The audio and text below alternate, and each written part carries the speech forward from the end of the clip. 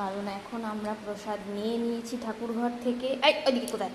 যাও বাগো, বাগো, আসো আমার সামনে দিয়ে চলো, সামনে দিয়ে চলো, আমি তো যাচ্ছি মা, চলো।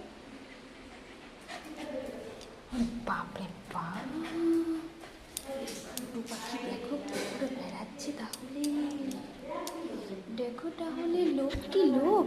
দেবো মা, দেবো, দেবো, দাঁড়াও, দেবো তো তোমাকে, আসো। ওরে বাপরে বাপ, লোভ মানে লোভ, লোভ মানে লোভ, লোভ মানে লোভ। দেবো, দাঁড়া, আমাকে যা, আমাকে ঠান্ডা হতে দে তুই।